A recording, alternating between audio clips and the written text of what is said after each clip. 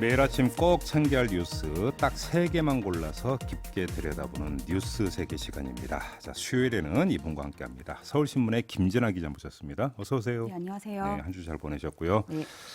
자, 첫 번째 뉴스 가볼까요? 네, 서울 지하철 노조가 오늘 새벽부터 파업에 들어간다는 소식입니다. 결국은 들어갔나요? 지금 제가 듣기로는 협상을 진행 중이라고 듣고 있는데요. 마지막 마지막 협상. 예, 막바지 협상 중인데 아직 예. 타결 소식은 들리진 않습니다. 예. 그래서 어제 이제 노사가 7시간 정도 협상을 했는데요. 네. 양측 의견이 달라서 합의는 하지 못했고 10시쯤에 그래서 협상 결렬을 선언을 했는데 네. 지금 다시 제기를 했다는 얘기고 음흠. 만약에 타결이 안 되면 오늘 출근길 교통이 좀 힘들 것 같습니다. 예. 일단은 그 예정대로라면 오늘 6시 30분부터 네. 파업에 돌입하는 걸로 돼 있죠. 돼 있었죠. 일단은 지금까지 돌입이 돼 있다 이렇게 봐야 되겠네요. 네, 그렇게 보시면 될 것 같습니다. 네, 이렇게 되면 이제 지하철 운행률이 좀 떨어진다 이렇게 봐야 될까요?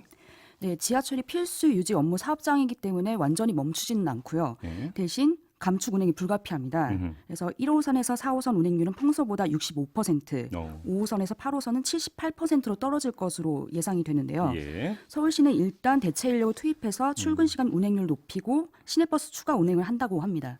아무튼 이제 출근 준비하고 예. 계신 애청자 여러분들은 좀 참고를 하셔야 되는 그런 뉴스가 되겠고요. 네. 자, 협상이 왜 결렬이 된 거예요? 노사가 지난 6월부터 크게 3가지를 가지고 협상을 했는데요. 예. 첫 번째가 임금 피크제 폐지 또는 개선, 음흠. 두 번째가 안전 인력 충원, 세 번째가 4조 2교대 근무 형태 확정 등이었습니다. 네. 임금 피크제 부분을 보면요. 임금 피크제로 절감된 것을 이제 신규 채용에 이제 쓰는 걸로 예. 했었는데 신규 채용자 인건비가 커지고 재원이 부족하다 보니까 기존 임금분을 삭감한다라는 게 노조의 주장입니다. 네. 그리고 또 노조는 또 1호선에서 8호선 역사 중에서 근무 인원이 2명뿐인 곳이 100여 개나 되니까 어이구. 부족한 인력을 채워달라. 시민들을 위해서라도 안전 인력이 필요하다. 이런 주장을 또 했었고요. 안전 인력은 정말 필요하죠. 예, 제가 생각해도 좀 그렇긴 합니다. 예. 그런데 이제 공사 측은 노조 요구 사항에 대해서 인력 중원 문제도 고려해보고 4조 2교대도 연내 도입하자. 그런 주장을 좀 하고 있는 것 같습니다. 그래요. 예. 네. 아무튼 지금 이제 막바지 협상이 진행이 되고 있다고 하니까 예. 이제 그 막판 타결 소식이 전해지는지 좀 예. 이제 계속 좀 기다려 봐야 될 것 같고요. 네. 자, 두 번째 뉴스로 넘어가죠. 두 번째 뉴스는 어제 조국 전 법무부 장관이 서울대 복직을 해서 논란이 됐다는 예. 뉴스입니다. 네네. 복직을 했다는 건데요. 그저께 월요일에 사퇴 의사를 밝혔고 문재인 대통령이 바로 재가를 했었죠. 네. 그 다음에 이제 복직 신청을 했다는 겁니다. 그래서 어제부로 서울대 교수직으로 복직이 완료됐습니다. 네. 조국 전 장관이 제가 계산을 하기로는 취직했던 게 2번이거든요. 2017년 5월에 청와대 민정수석이 발탁된 이후로 서울대 교수직을 휴직을 했고요. 그렇죠.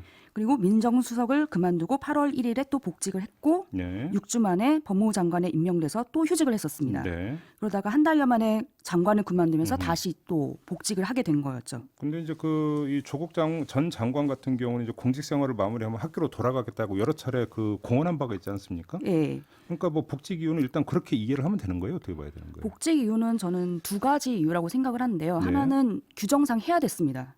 그렇죠. 30일 내에 하게 돼 있죠. 30일 내는 일반적인 사유고요. 네. 조국 전 장관 같은 경우에는 정모직에 해당되기 때문에 네. 그런 휴직의 사유가 없어지면 바로 복직을 해야 됩니다. 아, 서울대 규정이 이렇게 돼 있어요? 예, 서울대 규정은 그러니까 서울대가 국립대니까 교육공무원법 적용을 받는데요. 아, 곧바로 그 신청을 해야 바로 된다? 신청을 해야 됩니다. 사유가 없어졌기 때문에. 예. 그런 것도 있고 또 말씀하셨다시피 조 전 장관이 그 교수직으로 돌아가고 싶은 그런 게 굉장히 컸죠. 네. 본인은 정치를 하고 싶진 않다. 내 공직의 마지막은 법무부 장관이다. 나는 교수로 돌아가겠다. 그런 말씀을 계속 해왔죠. 예, 네. 어제 뭐 방송 이런 데서는 뭐 어떻게 이제 그만두자마자 바로 복직 신청서를 낼 수 있느냐 뭐 이런 식으로 비판하던데 예, 근데 규정에 따르면 바로 복직 또 신청을 해야만 되는. 따져보면은 그런 이유가 있습니다. 예. 그렇군요. 아무튼 근데 좀 서울대 학생들 같은 경우 좀 시끌시끌하다면서요. 어제 서울대 학생 커뮤니티가 스누라이프라는 예, 사이트가 예. 있는데요. 거기를 좀 대충 봤는데 네. 반대 여론이 굉장히 많았습니다. 거기서 이제 조국 전 장관 복직 예. 반대 댓글 시위도 있었고요. 네. 찬반 투표도 있었습니다. 찬반 투표도 있었는데 이유를 보니까 아직 조국 전 장관이 피의자는 아닌 걸로 알고 있는데요. 네. 피의자 신분인 교수가 로스쿨에서 형법을 가르쳐도 되냐? 뭐 학교가 보험이냐?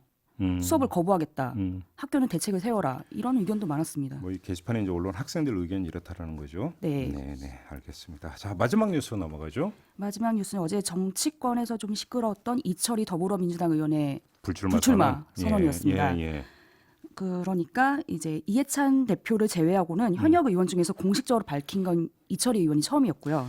의원이 국회의원이 네. 자발적으로 타의에 의해서가 아니라 그렇죠. 자발적으로 나 이제 그 금배지 안 할래라고 선언하는 게 참 이례적인 일인데. 저도 어제 발제할 때 뜬금없이 문자를 보고서 화들짝 놀라서 발제문을 수정했던 적도 있었습니다. 제가 개인적으로 아는 그 국회의원한테 아니 왜 이렇게 욕 먹으면서 계속 그렇게 국회의원 하려고 하냐고 옛날에 몇 년 전 얘기예요. 예. 물어봤더니 한 문장으로 대답하던데요. 어떻게요?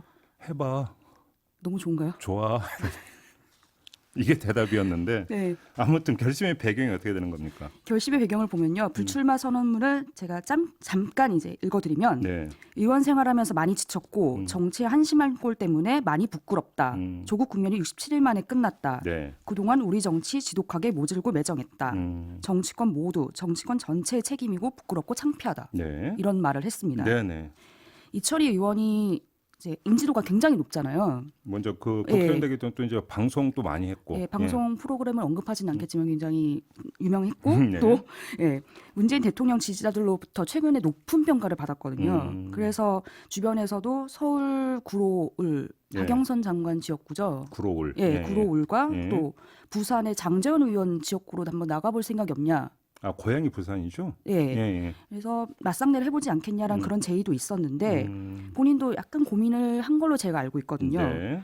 근데 사석에서 또 저를 포함해서 기자들이 물어보면 나는 지금 행복하지 않다. 의원을 하면서 굳이 의원을 하지 않더라도 다른 방법을 통해서 나라에 기여할 수 있지 않겠냐라는 말을 계속 해와서 저는 설마 거짓말이 하지 않을까라고 생각을 했는데 진짜 진심이었습니다.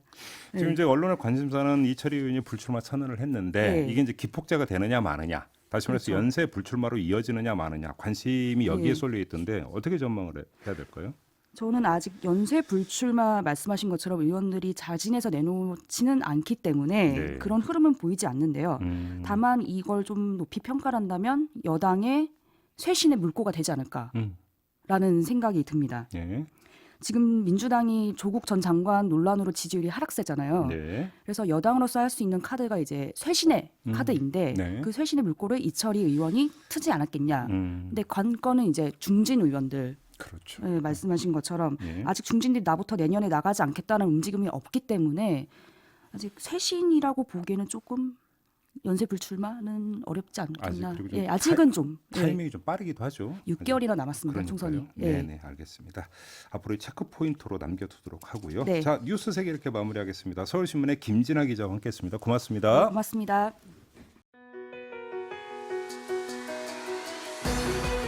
이슈의 핵심을 꿰뚫는 예리한 시선, 믿고 듣는 진품 시사, 김종배 시선 집중.